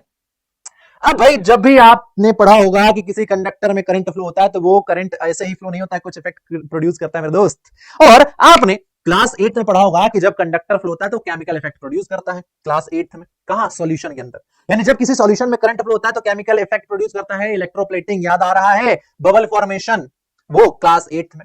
जब किसी कंडक्टर में करंट फ्लो होता है तो वो कंडक्टर गर्म होने लगता है, heating effect of electric current कहते हैं, जो कि अभी हम पढ़ने वाले हैं। और जब किसी कंडक्टर में करंट फ्लो होता है तो वो कंडक्टर मैग्नेट की तरह बिहेव करने लगता है, magnetic effect of electric current कहते हैं। अगला चैप्टर पूरा इसी पर बेस्ड है। फिलहाल हम बात करेंगे इसकी कि जब किसी कंडक्टर में करंट फ्लो होता है तो वो गर्म हो जाता है, उसको कहते हैं heating effect of electric current. और ऐसा क्यों होता है तो देखो जरा ध्यान से। एक काम करते हैं, इसका अपने पास शायद एनिमेशन है, इसका अपन एनिमेशन यूज कर लेते हैं। हाँ हाँ, इसका एनिमेशन अपने पास प्रॉपर तो है नहीं, ठीक है, प्रॉपर एनिमेशन नहीं है तो यहीं से देख लेते हैं। क्या होता है कि जब आप इस कंडक्टर के अक्रॉस कोई बैटरी लगाते हैं, जब इस कंडक्टर के अक्रॉस आप कोई बैटरी लगाते हैं तो होगा क्या कि ये कंडक्टर के अंदर जो फ्री इलेक्ट्रॉन्स है वो मूव करने लगेंगे। उस कंडक्टर के अंदर जो फ्री इलेक्ट्रॉन्स है मूव करने लगेंगे बोले तो इनका काइनेटिक एनर्जी बढ़ गया, क्योंकि आपने इस कंडक्टर के अक्रॉस पोटेंशियल डिफरेंस लगाया, एक एनर्जी सोर्स लगाया जिसकी वजह से इलेक्ट्रॉन्स तेजी से मूव करेंगे, काइनेटिक एनर्जी बढ़ेगा। जब ये ज्यादा तेजी से मूव करेंगे तो इस कंडक्टर के अंदर प्रेजेंट दूसरे फ्री इलेक्ट्रॉन्स और एटम के साथ ये टकराएंगे, इनका होगा कोलिजन। और आपको पता है जब कोई चीज मूव करते हुए आगे किसी चीज से टकराती है तो उसका एनर्जी क्या होगा, कम होगा, काइनेटिक एनर्जी लॉस होगा क्योंकि उसका स्पीड कम हो जाएगा। काइनेटिक एनर्जी बढ़ा क्योंकि आपने एनर्जी दिया जिसकी वजह से वो ज्यादा तेज से मूव करेंगे, टक्कर होगी, और अगर टक्कर होगी तो उनका एनर्जी क्या होगा, लॉस होगा। अगर एनर्जी में लॉस हो रहा है तो वो एनर्जी जाएगा कहां, अब एनर्जी में जो लॉस हो रहा है वो खत्म तो होगा नहीं ना, तो वही जो लॉस हो रहा है एनर्जी में वो हीट के फॉर्म में कन्वर्ट हो जाएगा और जो आपका कंडक्टर है करंट फ्लो होने पे गर्म हो जाता है। आपने टंगस्टन का एग्जांपल देखा होगा, टंगस्टन जो कि हमारे बल्ब के अंदर एक पतला सा वायर लगा होता है जिसको हम फिलामेंट कहते हैं, जब करंट फ्लो होता है तो वो गर्म हो जाता है बहुत ज्यादा। जब वो गर्म होता है तो वो अपने अंदर की जो एनर्जी है, एक्सेस एनर्जी, उसको किसके, लाइट के फॉर्म में रेडिएट करने लगता है और हमारा बल्ब ग्लो करता है, राइट। तो ये heating effect of electric current पर काम करता है। अब इसको जो है जूल्स लॉ ऑफ हीटिंग कहा जाता है। जूल्स लॉ ये कहता है कि भाई जब किसी कंडक्टर में करंट फ्लो होता है तो वो कंडक्टर गर्म हो जाता है और उस कंडक्टर में जो हीट प्रोड्यूस होती है वो हीट उस कंडक्टर में फ्लो होने वाले करंट के स्क्वायर के डायरेक्टली प्रोपोर्शनल होती है। वो जो हीट प्रोड्यूस हो रही है वो उस कंडक्टर के रेजिस्टेंस के डायरेक्टली प्रोपोर्शनल होती है। वो जो हीट प्रोड्यूस हो रही है वो उस कंडक्टर में कितने समय के लिए करंट फ्लो हो रहा है उस टाइम के प्रोपोर्शनल हो जाती है, उस टाइम के प्रोपोर्शनल होती है। जब हम इन तीनों इक्वेशंस को मिलाएंगे, जब हम तीनों इक्वेशन को मिलाएंगे तो H बराबर आई स्क्वायर आर टी हो जाएगा। अब यहां पर प्रोपोर्शनल साइन हमें नहीं चाहिए, प्रॉब्लम है इससे, तो प्रोपोर्शनल साइन हटा के हम एक क्या लगाएंगे, कांस्टेंट। यहां पर के क्या है, के इज अ कांस्टेंट, है ना, के बराबर 1 बाय एक्सपेरिमेंट, यानी एक्सपेरिमेंट किया गया और उससे पता चला कि के का जो वैल्यू है वो कितना है, के का वैल्यू 1 है। तो इक्वेशन 1 आपकी क्या बन जाएगी, इक्वेशन 1 आपकी बन जाएगी H बराबर आई स्क्वायर आर टी, यानी किसी कंडक्टर में जो हीट प्रोड्यूस हो रहा है, किसी कंडक्टर में जो हीट प्रोड्यूस हो रहा है वो कितना है, हीट प्रोड्यूस्ड वो होता है करंट के स्क्वायर के डायरेक्टली प्रोपोर्शनल। यहां पर आई क्या है, आई है आपका इलेक्ट्रिक करंट, आई है इलेक्ट्रिक करंट, जो आर है वो है आपका रेजिस्टेंस, और जो आपका टी है वो है आपका टाइम। इतना हीट प्रोड्यूस होता है जिसको जूल्स लॉ ऑफ हीटिंग कहते हैं, जिसको जूल्स लॉ ऑफ हीटिंग कहते हैं। इसका एप्लीकेशन क्या है, application of heating effect of electric current. तो भाई इलेक्ट्रिक बल्ब, आपको पता है कि इलेक्ट्रिक बल्ब तभी ग्लो करता है जब उसमें करंट फ्लो होता है। उसके अंदर जो फिलामेंट होता है जो कि टंगस्टन का बना होता है, वो फिलामेंट जब गर्म होता है तो वो अपनी हीट एनर्जी को लाइट के फॉर्म में निकालने लगता है और इस पर ये काम करता है। इसके अलावा आपका इलेक्ट्रिक आयरन हो गया, heating effect of electric current पे काम करता है। इलेक्ट्रिक गीजर हो गया, उसके बाद इलेक्ट्रिक केटल हो गया, आपका इंडक्शन हो गया, ये सारे heating effect of electric current पर काम करते हैं, ठीक है। तो ये आपका क्या हो गया, एप्लीकेशन हो गया heating effect of electric current का। इसके अलावा आप किसी और इंस्ट्रूमेंट के बारे में मुझे बताएं क्या होता है। नाउ इलेक्ट्रिक फ्यूज, आपके घर में एक इलेक्ट्रिक फ्यूज लगा होता है। इलेक्ट्रिक फ्यूज की फंक्शनिंग हम देखते हैं जरा, ये बड़ा इंपॉर्टेंट है।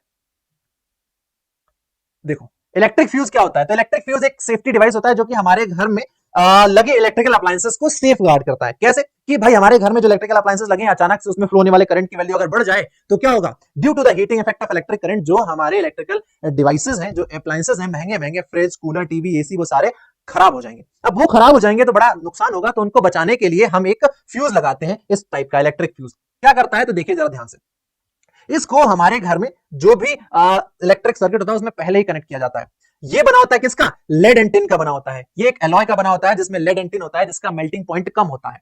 अब देखो डोमेस्टिक हमारे घर का इलेक्ट्रिक सप्लाई 220 वोल्ट है, देखो करंट आ रहा है, आराम से करंट जा रहा है और हमारा टीवी जो है चल रहा है, कोई समस्या नहीं है। आपने देखा कि भाई यहां से करंट आया, ये फ्यूज से होते हुए गया और यहां पर टीवी चल रहा है।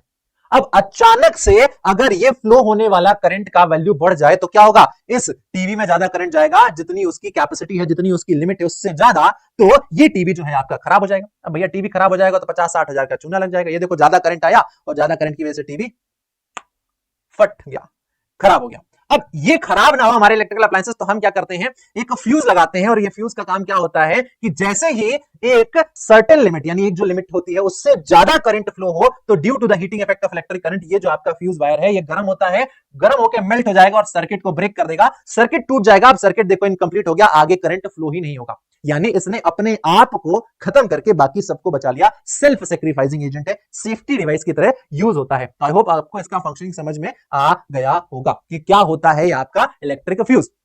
ठीक है, तो सप्लाई वोल्टेज जो आ रहा है अगर वो अचानक से बढ़ जाए तो ये फ्यूज खुद गर्म होकर मेल्ट होकर सर्किट को ब्रेक कर देता है। किस चीज का बना होता है, तो ये बना होता है लेड का बना होता है एंड टिन का बना होता है, लेड का एंड टिन का बना होता है। ओके, चलिए ये बात समझ में आ गई आपको। फिर आपके घर में क्या होता है, इलेक्ट्रिसिटी जो आ रही है वो इलेक्ट्रिसिटी का आपको पैसा भी देना पड़ता है। तो इलेक्ट्रिक पावर, इलेक्ट्रिक एनर्जी जो आप यूज कर रहे हैं उसका पैसा देना पड़ता है। भैया कितना आप इलेक्ट्रिक एनर्जी यूज कर रहे हैं उसको हमें मेजर करना रहता है। तो इलेक्ट्रिक पावर क्या होता है, तो इलेक्ट्रिक पावर सिंपली होता है वर्क अपॉन टाइम, कि भाई कितना वर्क किया जा रहा है अपॉन टाइम, या फिर आप कह सकते हैं कि एनर्जी कंज्यूम, कितना आपने एनर्जी का कंजम्पशन किया पर यूनिट टाइम, क्योंकि वर्क क्या है, एनर्जी ही तो है। तो electric power is energy consumed upon time, और इस फॉर्मूले से एनर्जी कंज्यूम हो जाएगा power into time, power into time हो जाएगा। और इलेक्ट्रिकल एनर्जी की यूनिट कितनी हो जाएगी, इलेक्ट्रिकल एनर्जी की यूनिट हो जाएगी वाट इनटू टाइम, और आपको पता है kilowatt hour. Electrical energy की जो यूनिट होती है, commercial unit of electrical energy, commercial unit of electrical energy वो होती है आपकी किलो वाट आवर।